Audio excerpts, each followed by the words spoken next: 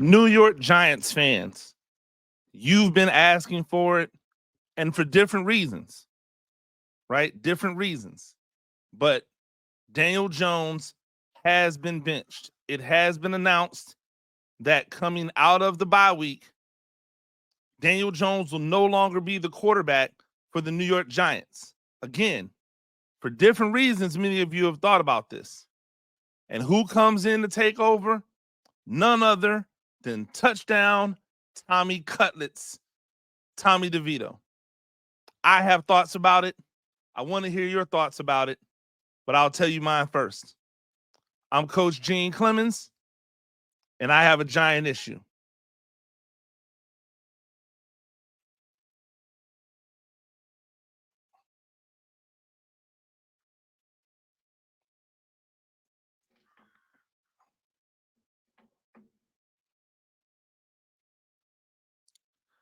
Ladies and gentlemen, welcome to another edition of A Giant Issue. I am Coach Gene Clemons, New York Giants on SI. That's where you get all of your New York Giants news and information.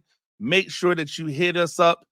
Look at everything. I'm sure right as I'm speaking, you can go and see a bunch of stuff on Daniel Jones being benched, on Tommy DeVito being elevated to the starting quarterback, on the fact that we're not getting right? The fact that of who we're not getting as a starting quarterback, a lot of those things play into place. So go over there and check it out. Also, while you're at it, make sure you follow me on all social media at Gene Clemons, and go ahead and subscribe to the YouTube, the New York Giants on SI YouTube.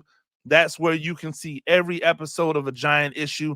I appreciate all of the love that I get, and I appreciate the disagreement.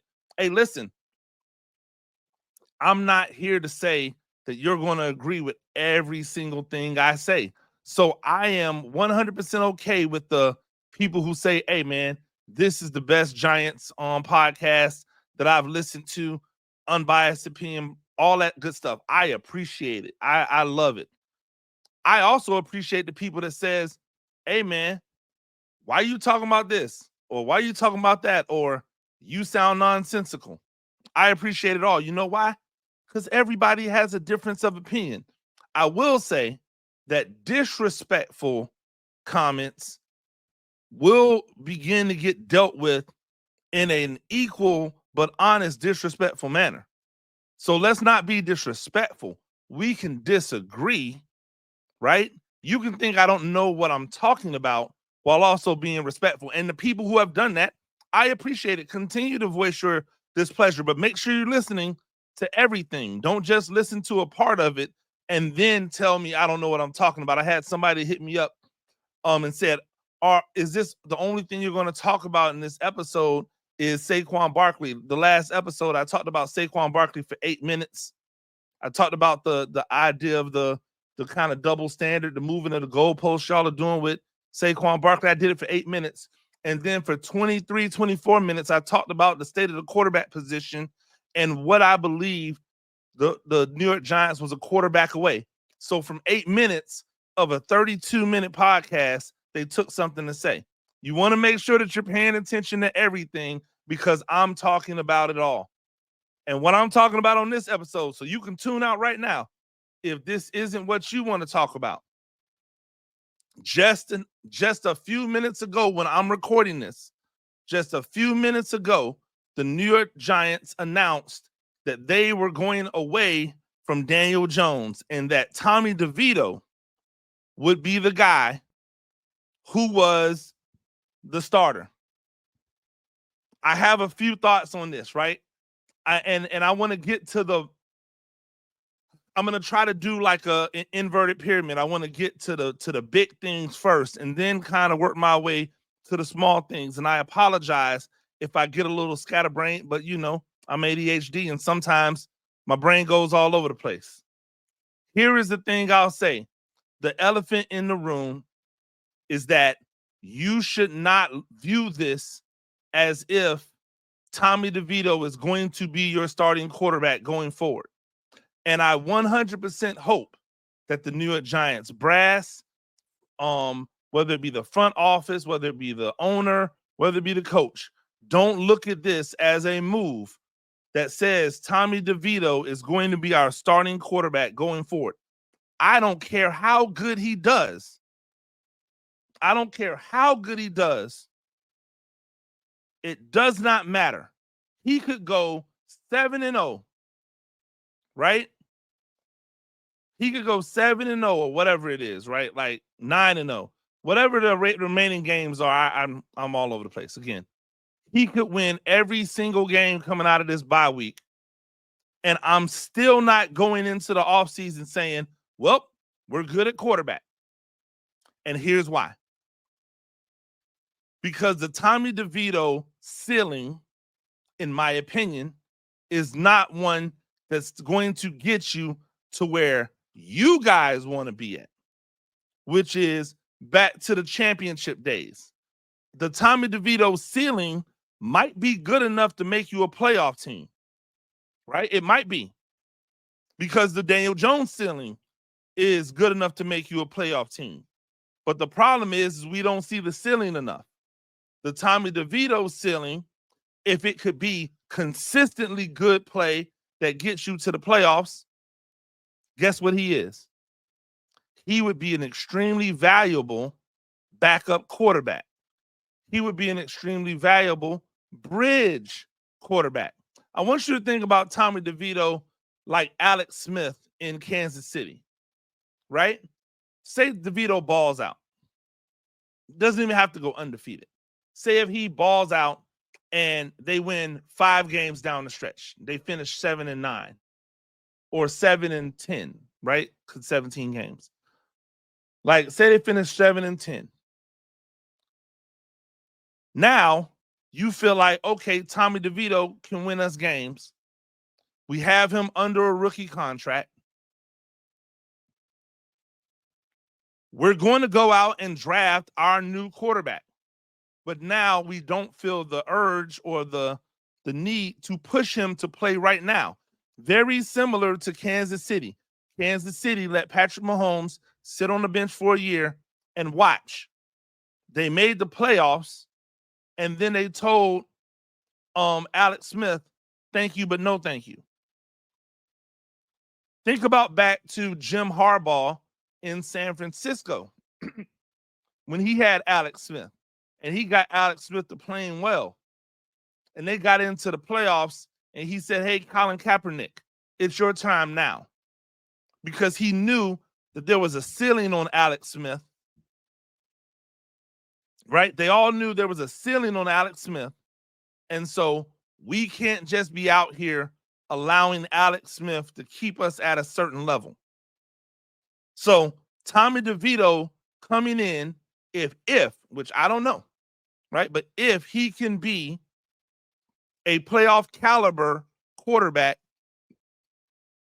right? If he could get you to the playoffs or keep you in contention, then he becomes a really good bridge to whoever your starter is going to be, or a backup to whomever your starter is going to be. And Tommy DeVito should embrace that. Hey, I am going to play as hard as I can. I'm going to prepare like I want to be a starter in this league. When I get the opportunity to start, I'm going to start. But please don't fall in love with this idea of Tommy DeVito being your starting quarterback going forward, because I do believe that there are multiple things in his game that limit him in his ability to elevate you, New York Giants fans, back to where you want to be, which is championship level football. But I say that to say this is a move where Tommy DeVito has an opportunity to perform better than he performed last year. Number one, he knows the offense. He's been around it. He's been seeing it. It's not a situation where he was on the practice squad and then in the 11th hour when the starting quarterback gets hurt and the backup quarterback gets hurt, he's thrust into a starting role. He's been preparing. He knows the offense. He's probably had last week to get first team reps. He's going to get all the first team reps this week. And He has better weapons, or more of them, excuse me. Not even necessarily better. He has more weapons, and he has what should be a better offensive line overall, even without Andrew Thomas, than he had last year when he didn't have Thomas or Neal or Schmidt sometimes. Like, he was out there playing with the backups of the backups too. It wasn't just Tyrod Taylor. Now, he did get some of the starters back, but he'll have a better offensive line in front of him. He'll have a recommitment to a running game in behind him. All of these things are set up for him to perform at his best. So this is a great opportunity for the Giants to evaluate whether or not Tommy DeVito can be the bridge to whomever their next quarterback can be, whether or not Tommy DeVito is the backup that they need to invest in beyond his rookie contract, so they don't have to keep bringing in these mercenary quarterbacks, right? Because you want your backup quarterback to be as stable as your starting quarterback. Think about every successful program, every successful team in the NFL over the years, outside of New England, who had a propensity to turn over their starting quarterbacks, because I feel like one of Tom Brady's issues was feeling like somebody was behind him that could take his job. So they kept getting rid of the backups that were really good. And like, outside of that, every quarterback had a backup that was like the mainstay backup. How long did Chase Daniel steal money in New Orleans backing up? How long did was it Jim Sorgi or somebody that was backing up for Peyton Manning in Indianapolis? Who's the backup behind Patrick Mahomes? I bet you don't even know, right? But I bet he's been there for a while. That's how the good ones do it. That's how the great teams do it. They get a backup, so that backup knows the offense like the back of their hands. So when they come in, they can operate. That's all you're asking for the backup to do. You just want them to operate. So as long as they can operate, that's great. But if they can be a plus because they are a borderline or a fringe starter, then that's great. And so this gives the Giants an opportunity to see that. This gives Tommy DeVito the chance to show, hey, I can be him in this league if I'm given an opportunity with weapons. So let's see what he does when he goes out there. I have some advice for Tommy DeVito. Don't tamper anything down. Go out there and be brash and unapologetic and win the fan base. Like, continue to win the fan base. Because what we've seen is that a lot of moves that are made in the NFL are made just because fans like you, especially at the quarterback position, right? Especially at the quarterback position. You can keep your job, or you can keep a job, if you are somebody that draws fans in. So my advice to Tommy DeVito is to be the Tommy Cutlets. Be that guy, right? Like, lean into it heavy. Don't be a caricature, right? Don't be a clown, but lean into the personality. Be you. Don't try to be all buttoned up and stoic and, oh, this is business and I'm the quarterback and I have to be even keel, because that's not you. That's never been him. If you look back at him at Syracuse, that wasn't him. If you look at him at Illinois, that wasn't him. If you look at him last year, that wasn't him. Don't try to be somebody that you're not. Be who you are. Embrace that. Allow that to be a part of your personality, right? And then continue to move forward in a manner that makes sense. Because even if the Giants don't want to invest in you long term, somebody else might be willing to invest in you long term. Remember, this year is year 2. He's an undrafted free agent, which means he has a 4-year contract. So they have control of him for 2 more years before they have to give him money. This means you don't have to invest money in another quarterback as a backup next year. That's more money you can spend elsewhere, right? That's more money you can spend elsewhere. If Tommy DeVito is the legit answer as the number 2 guy, maybe even as the number 1 guy as a bridge, now you're saving money. Who doesn't like saving money? I like saving money. The Giants should like saving money when it doesn't involve like cutting and or trading away legitimately valuable assets. So this is the opportunity for Tommy DeVito.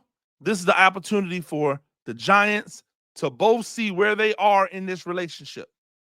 And again, the cupboard ain't bare. You're going to get the same weaponry out there that Daniel Jones had to work with, which is significant, right? It's significant. What can he do? What can he do? What will he do? I have other questions, right? Because the other big elephant in the room is, do I feel as if Tommy DeVito gives this team a better opportunity to win than Daniel Jones does?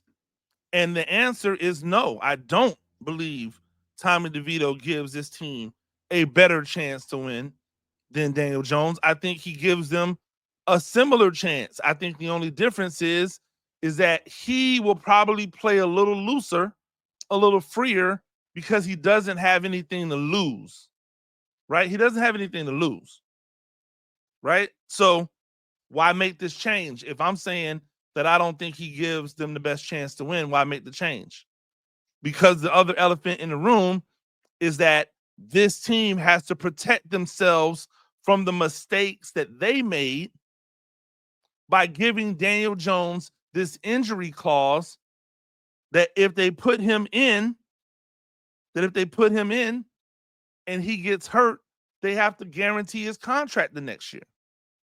So even if I wanted to let Daniel Jones play out the string, from a business standpoint, it makes no sense for me to put him out there knowing that we are likely out of playoff contention, right?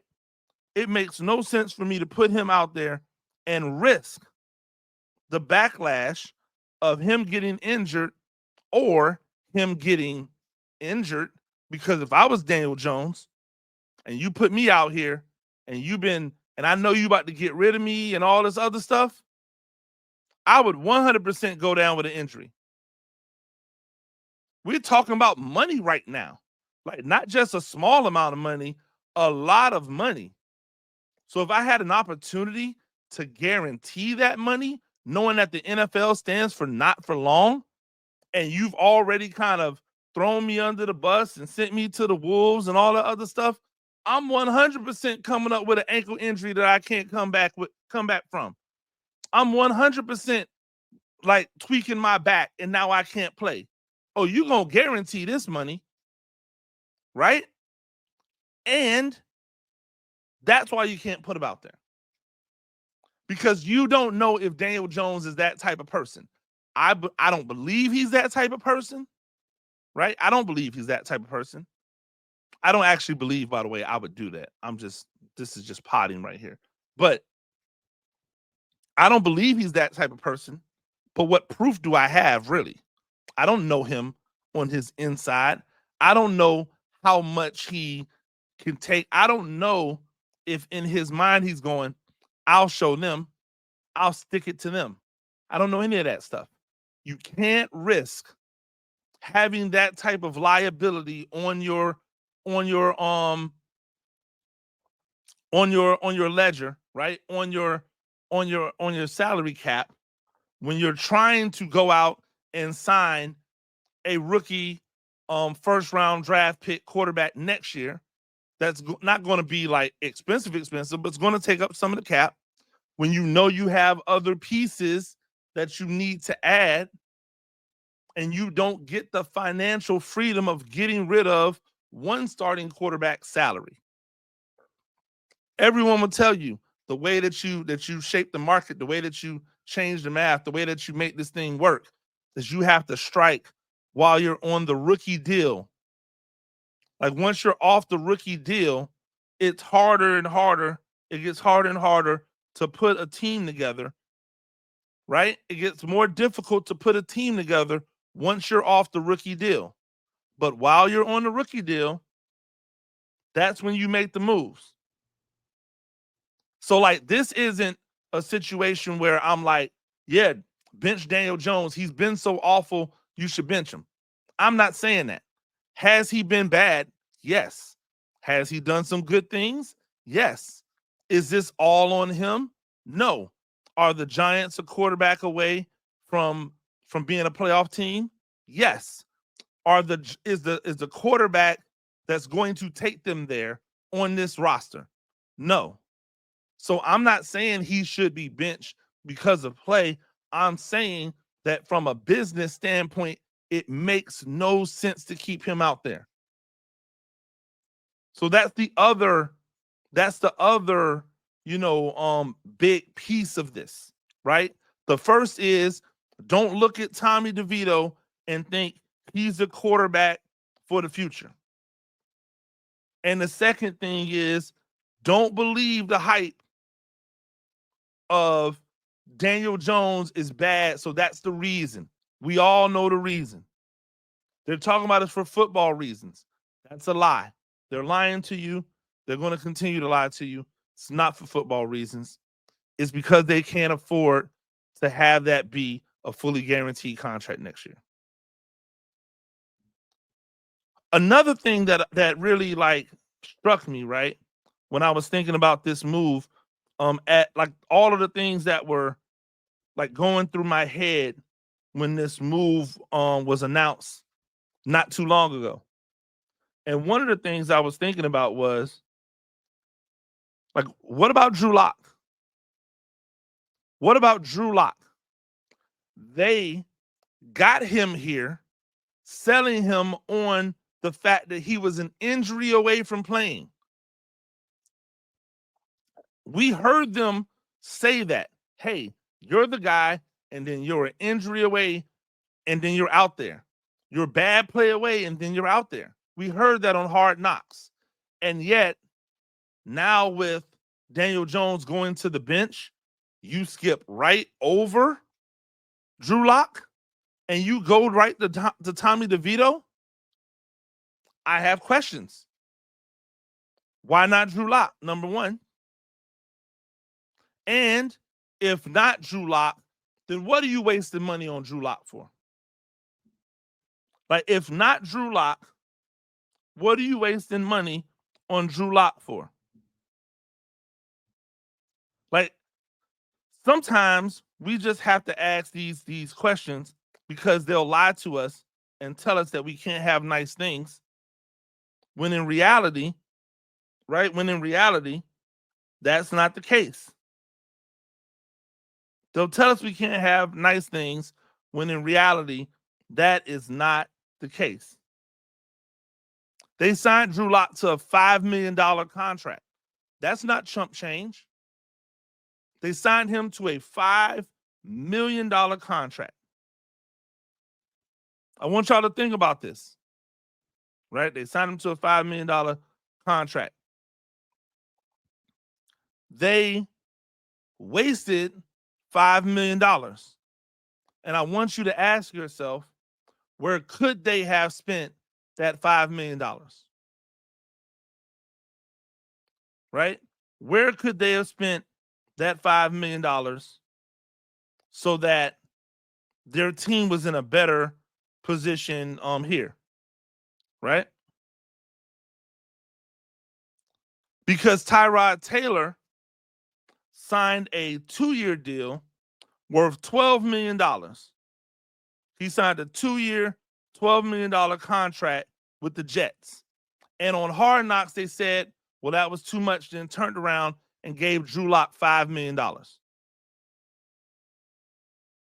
Right? He signed a 2-year deal. I'm just doing basic math. 2 years, $12 million. That's $6 million.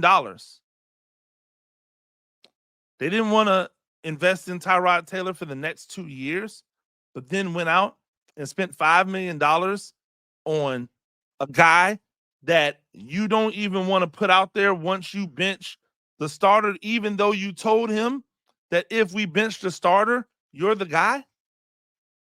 Hey, come here. You can audition for other teams. Come here. You get an opportunity if ... Well, it's if. Where's his opportunity at? Yet another issue of Joe Shane wasting money or making moves that are foolhardy.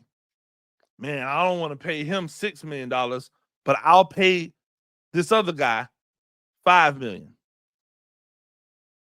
I don't want to pay him 6, but I'll pay this other guy $5 million. I don't want to pay him 15, but I'll pay this other guy. Hey, have you ever thought about this? They paid Drew Lock $5 million, right? They paid Drew Lock $5 million. They paid Devin Singletary a 3-year, $16.5 million contract. An average annual salary of $5.5 million a year. They gave Devin Singletary $9.5 million guaranteed. They signed Devin Singletary, a running back, after talking about not valuing running backs. They signed him to a 3-year deal, only to, at the first sign of injury, turn it all over to Tyrone Tracy. Probably sold him on, hey, come here, be the starter. Prove that Saquon Barkley wasn't really that great, that you could do what he does. Let him put the 26 jersey on.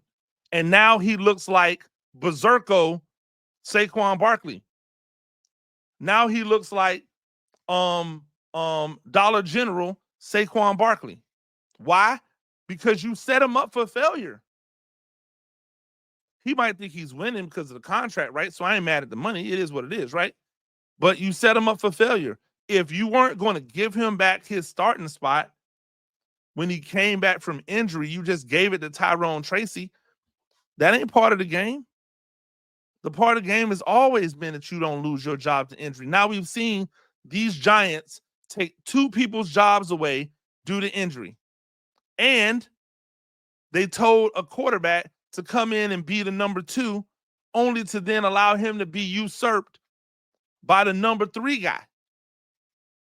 If Tommy DeVito was the number 2 guy all along, then why was Tommy DeVito never on the list as number 2? Why was he always the emergency quarterback? What did he do, or what did Drew Lock do that took the opportunity for him to be the man away? Don't y'all want to know these answers? Is this move to put Tommy DeVito in a football move to try to win games? Or are they banking on Tommy DeVito being bad so that they can lose games, so that they can tank, so that they have a better opportunity to get whomever they want in the draft? That's the question. Which is it? Do they believe that Tommy DeVito gives them a better opportunity to win football games than Drew Lock does? Or are they like, Tommy DeVito's popular, so that's good for our business, and Tommy DeVito's not as good, so we're going to still lose games the way we were losing them with DJ, and that's good for our future with the draft pick? They're never going to tell you the truth, right? But that's what I'm here for. They're never going to tell you the truth, but that's what I'm here for. I can tell you Tommy DeVito is not a better quarterback than Drew Lock. Not if you give Drew Lock the time to settle in and do all the things that we know Drew Lock can do. Hit the Drew Lock upside is way higher than the Tommy DeVito upside. Tommy DeVito is already at his upside. He was in college for 5-6 years. The Drew Lock upside, the Drew Lock at his best is better than the Tommy DeVito at his best. So why is Tommy DeVito out there? He's out there because they believe he's going to lose games, but also be entertaining. That's what it is. And God bless them. They might be right.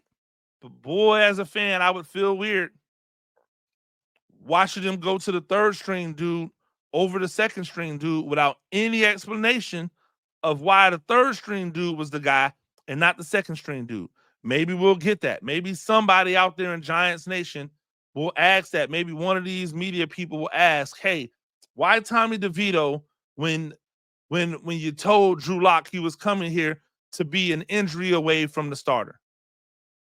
What kind of conversation did you have with Drew Lock when you made the announcement that Tommy DeVito was going to be the starter? What have you seen from Drew Lock since he's been here that made you think you had to go over him to Tommy DeVito to be the starter? I'm asking all of these questions. You should be asking these questions. But you should also be excited. You got your boy back. Forget about it. Ladies and gentlemen, that's another episode of A Giant Issue. I am Coach Gene Clemons, New York Giants on SI. Thank you. Make sure that you go there to get all of your updated New York Giants information, including all of this stuff with the quarterback changing, everything that'll be coming over the next few days as we get ready to get back into New York Giants football on Sundays. Make sure that you're following me on social media everywhere, including that Blue Sky if you want to go over there, at Gene Clemons. Make sure that you subscribe to the New York Giants on SI YouTube channel so that you can get all of the episodes of A Giant Issue. Make sure you go over to my own solo channel, Coach Gene Clemons. Make sure you subscribe there as well. We're trying to get to 8,000 subscribers over there. Until next time, you know who I am. I'm Coach Gene Clemons, and I have a giant issue.